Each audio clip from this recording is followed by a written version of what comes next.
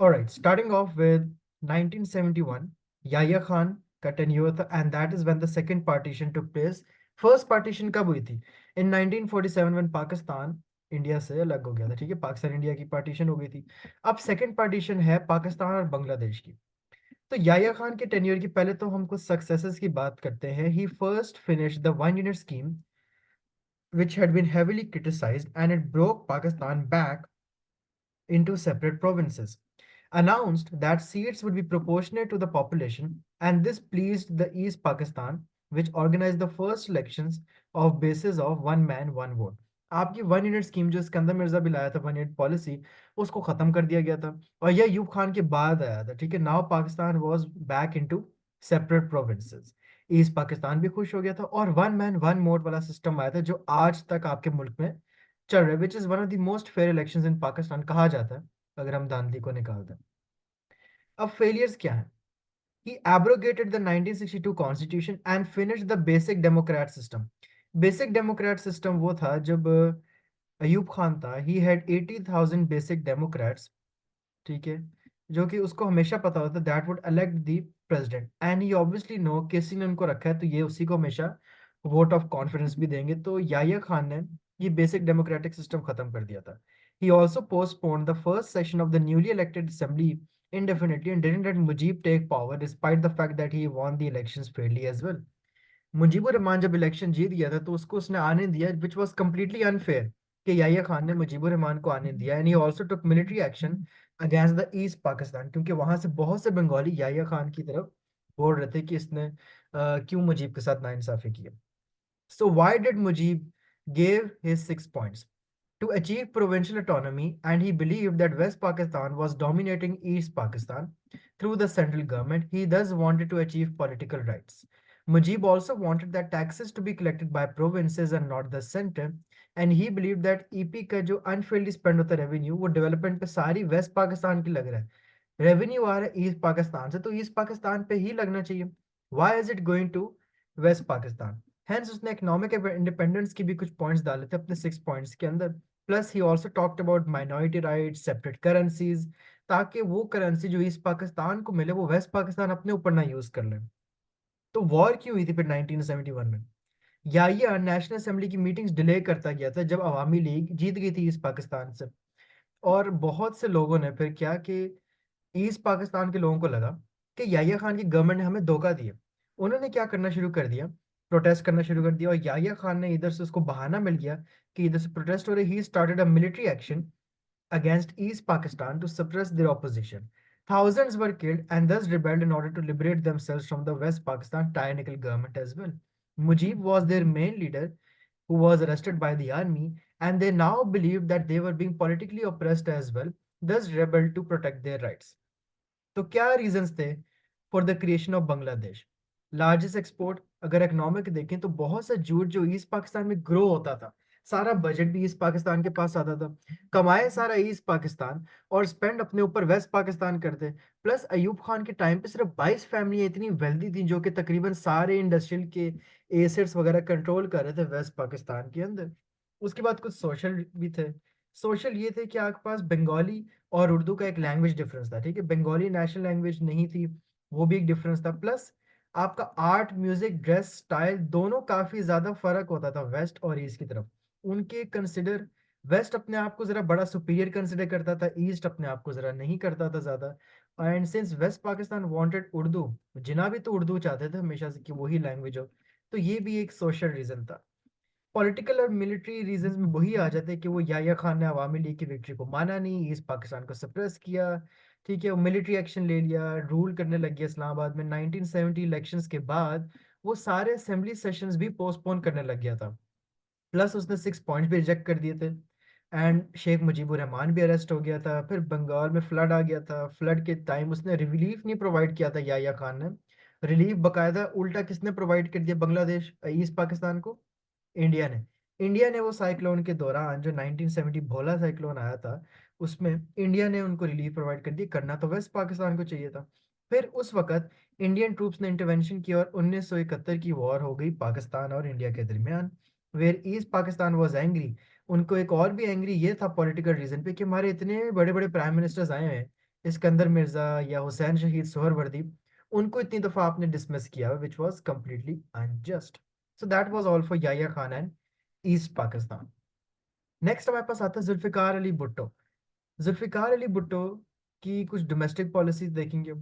Domestic policies में फिर change in military, फिर industrial reforms, administrative, foreign policy जिसमें सिमला एग्रीमेंट पढ़ेंगे, 1973 constitution, educational reforms, Soviet Union foreign policy में आता है, health reforms and agriculture reforms as well.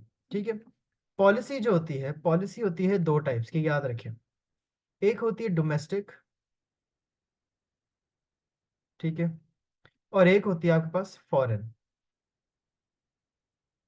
Foreign policy में क्या आता है? फॉरेन पॉलिसी में आपके पास विजिट्स आते हैं, आपके पास रिलेशंस आते हैं, आपके पास एक्ट्स आते हैं, ट्रीटीज आती हैं, ठीक है।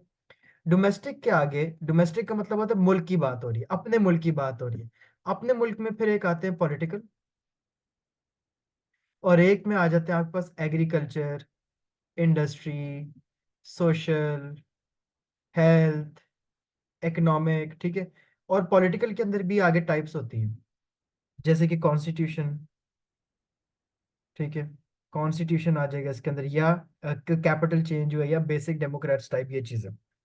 सो first of all will talk about Zulfikar Ali Bhutto's changes in military. अब ये जहां पे प्लस प्लस लिखा हुआ है ना, प्लस का मतलब होता है सक्सेस। जिस पॉइंट से पहले आपके पास यहाँ प्लस लिखा हो इसका मतलब है सक्सेस, और जिस पॉइंट से पहले यहाँ नेगेटिव लिखा हो, माइनस का साइन हो, इसका मतलब है that it is a failure. So success was that he removed important military officers from power and brought in supporters and improved the rule. जैसे कि टिक्का खान replaced with गुल Hasan as chief of army staff. He अब एक failure ये था, he established a federal security force for his own protection. लेकिन असल में ये एफएसएफ करती क्या थी, उसी को दुश्मनों को खत्म कर देती थी, और उसके ऊपर बहुत सारे मर्डर के चार्जेस भी लगे थे, जैसे अहमद रजा कसूरी का जो मर्डर था उसके ऊपर चार्ज लगा था इस चीज का भी। कॉन्स्टिट्यूशन के बाद से बात करें, it was all a success. Constitution was all a success, it was approved, democratic, strengthen the government, और यही 1973 कॉन्स्टिट्यूशन आपका आज तक 2024 तक पाकिस्तान में चल रहा है। Pakistan was made Islamic Republic of Pakistan, approved by ulemas, president and PM as Muslim. Jamaat Islami also approved of it. Lower house, lower house के अंदर नेशनल असेंबली आता था, which had seats equal to the population, but upper house had seats equal in provinces, thus helped minorities and stopped the Punjabi domination. Just a second.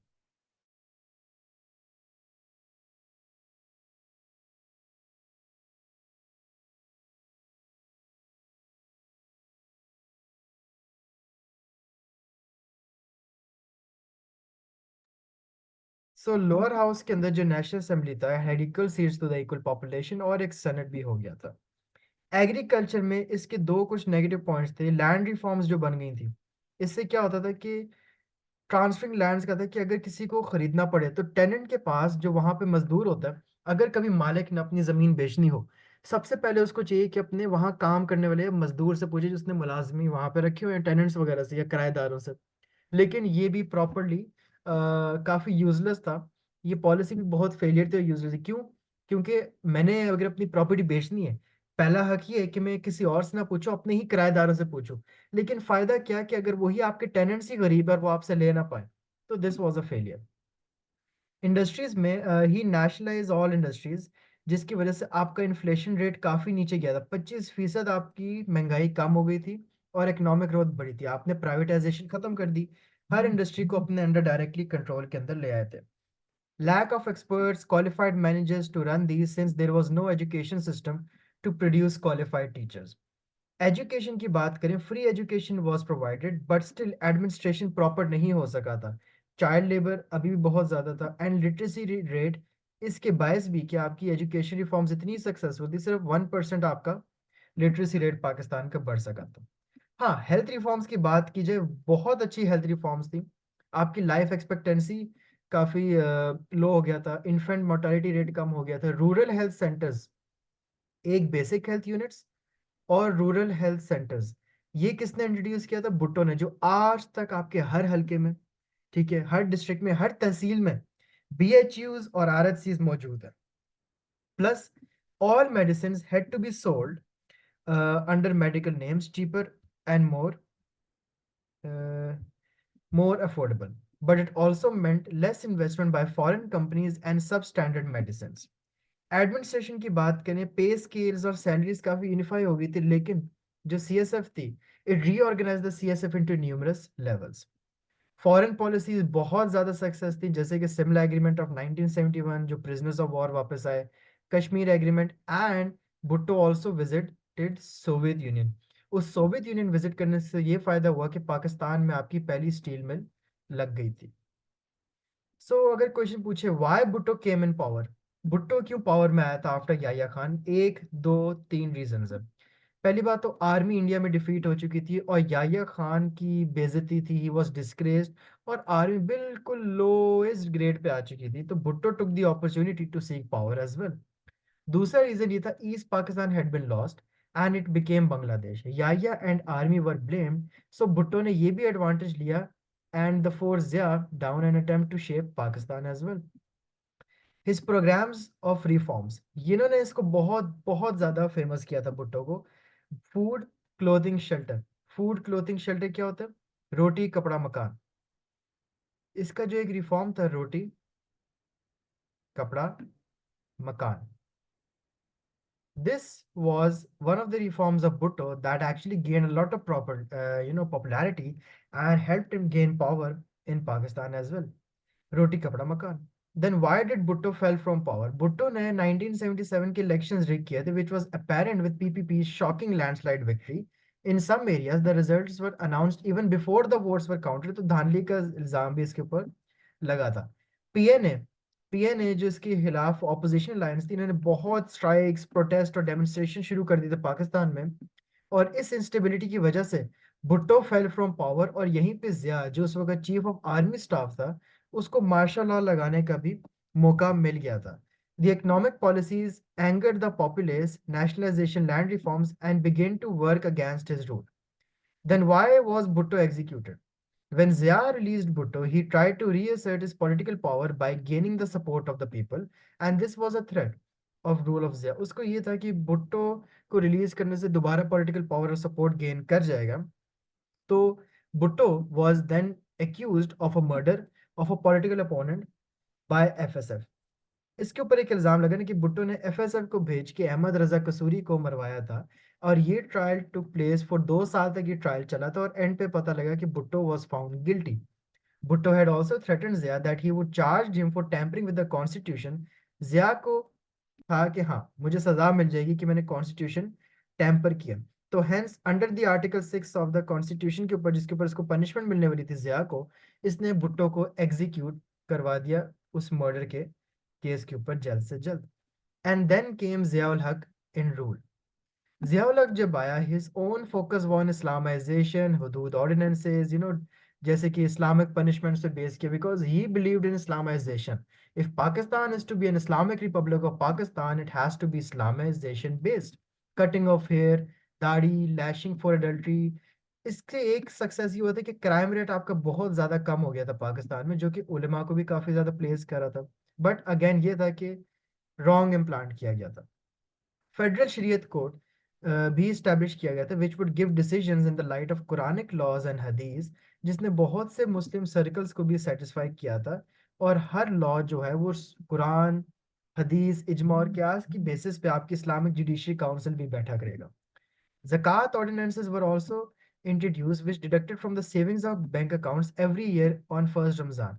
और ये आज तक आपके banks में यही होता आ रहा है कि हर फर्स्ट रमजान को आपके यहाँ से डिडक्ट हो जाती है जक़ात, हर बैंक अकाउंट में से आपका कुछ परसेंटेज जो होता है वो जक़ात में चला जाता है। शिया side claimed it was un-Islamic because it was involuntary and they disliked it। अब इसलिए आपको बहुत से लोगों ने कहा था कि ये तो इनवॉलंटरी है, मैं अगर जक़ात नहीं देना चाहता क्यों कट रही है। अब that is well lot of division also started to begin, तो बहुत से लोग एफिडेविट डाल के अपने बैंक अकाउंट से जक़ात को एग्जेम्प्ट भी करवा लेते हैं। implemented a pillar of Islam and it also helped poor Muslim। Islamiyat and Pakistan studies was also made compulsory if you're studying from me right now। आज आप लोगों को अगर कोई गुस्सा भी है तो ज़्या पे करना चाहिए, क्योंकि इस्लामियात पाक स्टडीज आपको IGCSE, O level, Cambridge examination, matric, FSc हर जगह कंपलसरी कर दी थी। और नॉट जस्ट ये, ए लेवल्स के अंदर कंपलसरी नहीं है लेकिन एफएससी में कंपलसरी है। उसके बाद बैचलर्स प्रोग्राम में भी आपका जो फर्स्ट और सेकंड सेमेस्टर होता है, फर्स्ट में आप पाकिस्तान स्टडीज पढ़ते हैं और सेकंड में इस्लामियात आप दोबारा पढ़ते हैं, which was obviously must for all Pakistan education system. Plus 20 extra marks वाली स्कीम भी थी फॉर हाफिज कुरान। जो भी हाफिज कुरान होगा उसको एफएससी में एमडी कैट के अंदर, अगर कोई भी आप में से कोई मेडिकल के लिए अप्लाई करेगा आगे जाके, तो एमडी कैट में हाफिज कुरान को 20 एक्स्ट्रा मार्क्स ही मिलते हैं, which was again a good incentive but bad for non Muslims. Also media और यूनिवर्सिटीज में अरेबिक कोर्स होने लग गया और कुरान अरेबिक में टीचिंग्स भी शुरू हो गई थी। स्पेशल रमजान ट्रांसमिशंस भी चलाने लग गई थी according to the Islamization policies. Well, Bhutto ने जब इंडस्ट्रीज को नेशनलाइज किया था, जियाउल हक ने डी नेशनलाइज कर दिया, वापस उनको प्राइवेटाइज कर दिया था। And this reduce the burden on government since they became sick industries, offered them to become private sectors as well, जिसने इंडस्ट्री ग्रोथ बहुत ज्यादा बढ़ा दी, लेकिन इन्फ्लेशन रेट ऑलमोस्ट उतने का उतना ही रहा था। He promised no further nationalization and a fair compensation if it did. ज्यादा फॉरेन इन्वेस्टर भी आए थे जिया के टाइम पे, रेमिटेंसेस भी मिली थी। अराउंड 3 to 4 बिलियन पीपल ने जॉब्स अर्न भी किया था, हेल्प्ड एफी, and economic growth was above 6% highest in the world. इसके टाइम पे जो इकोनॉमिक ग्रोथ थी that was 6%, which was highest in the world Bhutto और जिया के टाइम पे मोस्टली। चेंजेस इन जुडिशरीज ने किए थे, इसने मिलिट्री कोर्ट्स इस्टेब्लिश कर दिए थे जो कि ज्यादा ग्रिप ना टाइटन कर दी, ये सख्त बहुत था। ये सख्त इतना था, इसने फिर एक मजलिस शुरा भी लॉन्च किया which was Islamic parliament that would only support Islamic judiciary और वो इस तरह के लॉज। इसकी वजह से भी इसको उलेमा और मुस्लिम से बहुत ज्यादा सपोर्ट मिले थे। पॉलिटिकल रिफॉर्म्स की अगर बात करें, he made the 8th amendment in the constitution, जिसमें उसने प्रेसिडेंट को ज्यादा पावर दे दी थी कि वो कभी भी प्राइम मिनिस्टर और कैबिनेट को डिसमिस कर सकता है। मतलब कि जुनेजो जब आया था, he was also mayor puppet, क्योंकि सारी पावर्स 8th अमेंडमेंट के मुताबिक प्रेसिडेंट को जिया अपने आप को दे चुका था। प्रेसिडेंट्स ने ये पावर बहुत मिसयूज की एंड बहुत सी इलेक्टेड गवर्नमेंट्स को डिसमिस भी किया गया, जैसे कि Benazir in 1990, Nawaz in 1993, and political instability increase by this amendments as well. Foreign policies में अगर बात करें, रशिया ने जब पाकिस्तान अफगानिस्तान इन्वेड कर दिया था, जिया ने मान लिया था टू हेल्प यूएस, ताकि यूएस भी आके रशिया को बाहर निकाल सकते अफगानिस्तान से। Lots of imports of economic military summit भी अटेंड किए थे विच आल्सो इम्प्रूव द पाक यूएस रिलेशंस। अगर भुट्टो ने सोवियत यूनियन विजिट किया था तो जिया ने यूएस के साथ ज्यादा अच्छे रिलेशंस टाई कर लिए थे। It also improve relations with Pakistan as they give 3 million refugees a shelter who fled to Afghanistan. आपने 19 जो आपके अफगान माइग्रेशन हुई, बहुत से वॉर्स की वजह से अफगानिस्तान जो यहाँ माइग्रेट किए 3 मिलियन पीपल, वो उनको रेफ्यूजी भी यहाँ पे दे दिया था जिया की गवर्नमेंट ने। But why was he so unpopular? जब अफगान मिरकेल हुआ था, लोग यहाँ आ गए थे। जब अफगानी पाकिस्तान में आ गया, आपकी ड्रग्स, गन्स और क्राइम रेट बहुत ज्यादा बढ़ने लग गया था, क्लैश एंड कोफ कल्चर आ गया था। और एनडब्ल्यूएफपी में इतनी जगह नहीं थी कि वो इतना ज्यादा बर्डन बेयर कर सकता था of the Afghan refugees as well. Balochistan भी तंग आ गया था, और इस तरह की ना डिसयूनिटी आने लगी थी between provinces. No one was eager to help anyone. End of Afghan miracle meant no financial aid, meant unable to care for the refugees.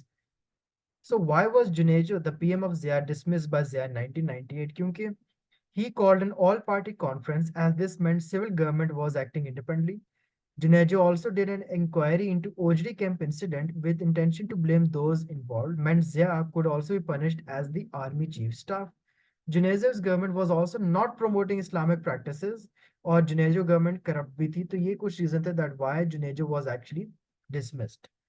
एक 7 मार्क क्वेश्चन बहुत बहुत इंपॉर्टेंट आता है बार बार, that why did Zia introduce Islamisation? Bhutto had introduced some socialist measures जैसे कि nationalization of industries, and since there is no room for religion in socialism, Zia introduced these reforms to prove that he was a better leader than Bhutto as well. वो चाहता था कि मैं पाकिस्तान को Islamic ideology के ऊपर चलाऊं and I should be better than Bhutto. Zia was also aware that many Islamic political parties, जैसे कि Jamaat Islami, was influential in both civil services, and therefore he introduced Islamic measures to strengthen his rule by gaining their support. When the Russians invaded Afghanistan, Zia decided to fight against the pagan communists, and however, he needed support of Muslim countries for his jihad in Afghanistan. Therefore, he also introduced Islamic reforms to prove that he was a pure Islamic leader of a Muslim country, इसलिए तो उसने जहाद movement करके अफगानिस्तान की भी help की कि दुनिया को पता लगे that he is actually helping his Muslim brothers. Next we have the rule of Benazir Bhutto. इसके भी दो टेन्यूर्स हैं, बेनजीर भुट्टो का first tenure and Benazir Bhutto का second tenure. First tenure Benazir Bhutto का वाज फ्रॉम 1988 टू 1990 और सेकंड टेन्यूर 1993 टू 1996 था. इसके पहले हम सक्सेसेस को डिस्कस कर लेते हैं. She restored political system and democracy in Pakistan by ending a ban on trade of student unions. She set up a first women bank for females, job opportunities बनी थी, research program on missile development, Badr 1 missile बना था with the help of China, satellite surveillance मिली थी Pakistan army को, and उसकी government में fourth SAARC conference भी 1988 में इस्लामाबाद में हुई थी, which was also attended by the Indian Prime Minister Rajiv Gandhi. Failures क्या थे कि इसके टाइम पे अनएम्प्लॉयमेंट, इन्फ्लेशन, पुअर हेल्थ और एजुकेशन के प्रॉब्लम्स बढ़ गए थे. And obviously she was disillusion the Pakistani people who stop supporting her. फिर इसका अपने ही प्रेसिडेंट गुलाम इसाक खान के साथ कॉन्फ्लिक्ट होना इशू हो गया था, अपॉइंटमेंट इशू, कि किसको अपॉइंटमेंट किया जाए और किस जगह पे किसको असेंबली में, सेनेट को, कैबिनेट में. The president had discretionary powers to appoint armed forces chiefs and judges of superior court. Benazir wanted to appoint these herself, and this refusal by president created tension between both and weakened the political. जब आपकी presidency ही बनेगी नहीं बन रही होगी तो आपका system तो वैसे ही काफी वीक हो जाएगा. Then confrontation with Nawaz Sharif, the greatest opposition leader people had ever seen. और ये आईजीआई का लीडर, ठीक है, इस्लामी जमहूरी इत्तेहाद पार्टी थी जो कि अपोजिशन अलायंस थी by Nawaz Sharif. They made the government in Punjab and he became the chief minister. Political opposition इतनी ज्यादा बढ़ गई थी कि वो दोनों एक दूसरे को रिमूव करना चाहते थे फ्रॉम पावर एज वेल, तो इस चीज ने भी बेनजीर की पॉलिटिकल को काफी वीक कर दिया था. Plus her husband Zardari, Zardari जो उसका उस वक्त हस्बैंड था, उसके ऊपर करप्शन, ब्राइबरी, ब्लैकमेलिंग और किकबैक्स के ऊपर इल्जाम लगे थे. And her mother was also appointed as the senior minister with a portfolio. अब हस्बैंड की के ऊपर भी बहुत इल्जाम लग गए थे, सपोर्ट और कम हो गई थी. And these charges had badly affected her reputation. Opposition exploited these charges against her to actually remove her. तो इन रीजंस की वजह से she fell from the office as well. Because corruption और नेपोटिज्म के चार्जेस लग रहे थे. नेपोटिज्म के आप अपने ही लोग, अपनी ही फैमिली पावर में लाते जा रहे हो, अपनी ही फैमिली मेंबर्स को आप गवर्नमेंट में लाते जा रहे हो. प्लस जरदारी के ऊपर करप्शन, ब्राइबरी और ब्लैकमेल्स के इल्जाम लगने में लग गए थे. Her mother was appointed as the senior minister with a portfolio and her father in law was the chairman of parliamentary public accounts committee. फिर एक और रीजन ये था that why did Benazir fall from office. Date याद रखें, 1990 में. Why did she fail from office? Because she had serious conflicts with President Ghulam Isaq Khan. The president had discretionary powers to appoint armed forces chiefs and judges of superior court, but Benazir wanted to appoint these herself. This refusal by the president created tension between both his dismissal and her to retain his own powers. 1988 में People's Party was able to get a majority but could not form its own government. It made the government center in Sindh province with MQM, लेकिन कोalition की भी काफी ज्यादा issues होने लग गए थे. तभी पक्का किला मैसाकर भी हो गया था और नवाज शरीफ ने उसको अपोज बहुत और मजीद फीयरलेसली कर दिया था. अब ये वायलेंस और ये किलिंग और सिंध वाली फायरिंग ने काफी ज्यादा उनकी पावर वीक कर दी थी and she fail from the office. But why did Benazir fall from the office for the second time? पहले बेनजीर आई, फिर नवाज शरीफ आया, अब दूसरी दफा जब बेनजीर पावर में आई थी, then why did she again fail from the office?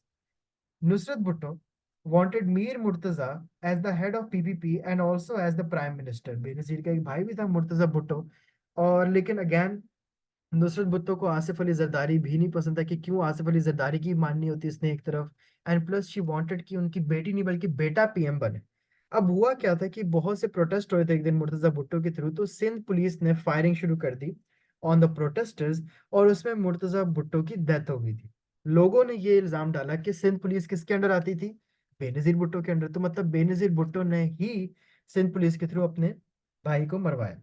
Nawaz Sharif of PMLN gave her fierce opposition. He, along with Mir Murtaza Bhutto, along organized an opposition against her as well. अब वो train मार्च जब चल रही थी तो that's when the arrest took place, strikes बनी थी और उधर ही उसी वक्त मुर्तजा भुट्टो की भी डेथ हो गई थी.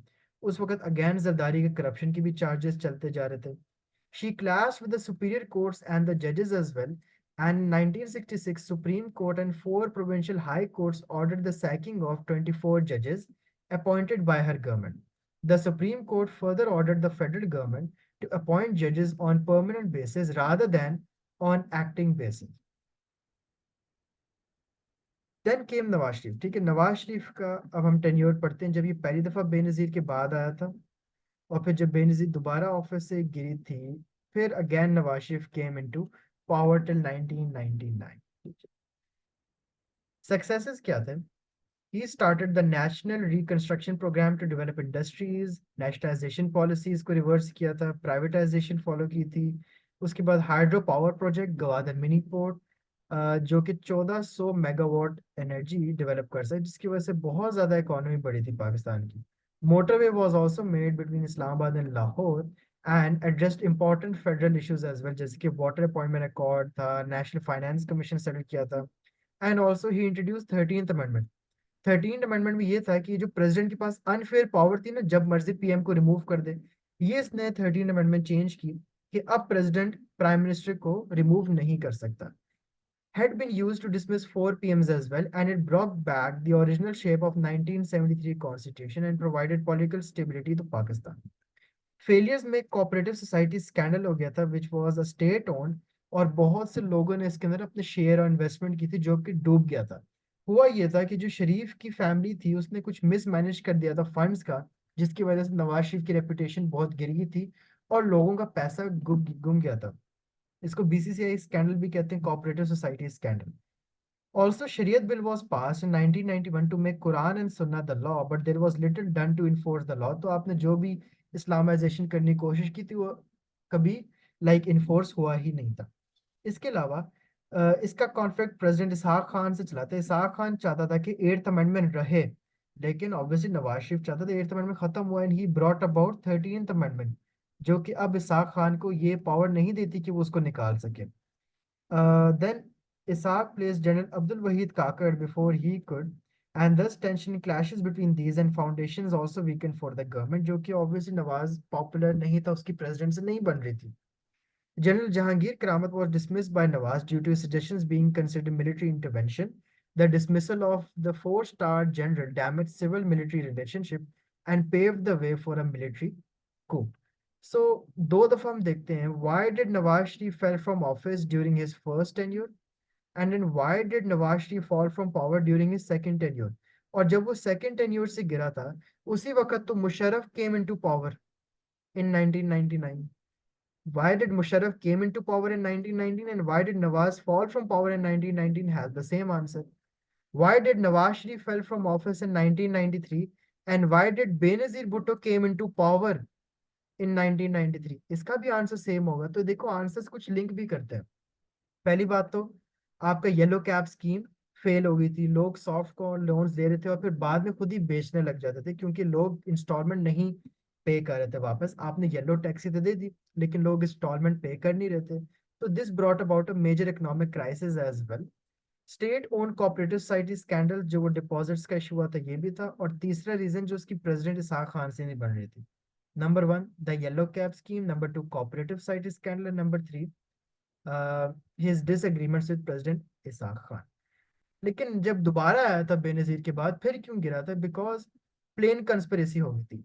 Plain conspiracy began an immediate reason for his dismissal, as when Musharraf was returning from an official tour to Sri Lanka, his plan was not allowed, his plane was not allowed to land.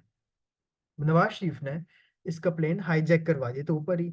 In this time he replaced Musharraf with the then ISI chief Zainuddin Butt, corps commander didn't accept it and took over Karachi airport and the prime minister and PTV as well. ये बहुत बड़ी humiliation थी of Nawaz Sharif government as well. Military started a covert operation with the help of local fighters and captured the heights of Kargil and Dras region in India. Nawaz Sharif ने blame कर दिया मुशर्रफ को, बुलाई forces Nawaz Sharif ने थी, क्योंकि मतलब पाकिस्तान की आर्मी तकरीबन वो कारगिल वाला एरिया कश्मीर में कैप्चर कर ही चुकी थी। लेकिन हुआ क्या कि नवाज शरीफ ने कहा कि हमें फोर्सेस वापस बुला लेनी चाहिए। देन व्हाट हैपेंड कि जब इसको लगा कि लोग बहुत नाराज हैं गवर्नमेंट से कि फोर्सेस क्यों वापस बुलाई हैं, इसने कारगिल कॉन्फ्लिक्ट का इल्जाम डाल दी मुशर्रफ का कि मुशर्रफ वापस ले आए पाकिस्तान आर्मी, और कारगिल हमसे चला गया था हमारे हाथों से। International pressure actually forced Nawaz Sharif to withdraw. असल में वो इंटरनेशनल प्रेशर था, यूएस का प्रेशर था, जिसने नवाज शरीफ को कहा था कि आर्मी वापस बुला लो वहां से। इल्जाम उसने मुशर्रफ पे डाल दिया था। ये सेकंड रीजन था। तीसरा रीजन ये कि general Jehangir Karamat was dismissed by Nawaz due to suggestions being considered military intervention. और इस तरह आपने एक देखो 4 स्टार जनरल को निकाला है, आप इस तरह कैसे निकाल सकते? This also damage the civil military relationship and pave the way for a military coup. And that is all for your Yahya Khan, East Pakistan, Benazir, Nawaz Sharif, Bhutto, and Zia.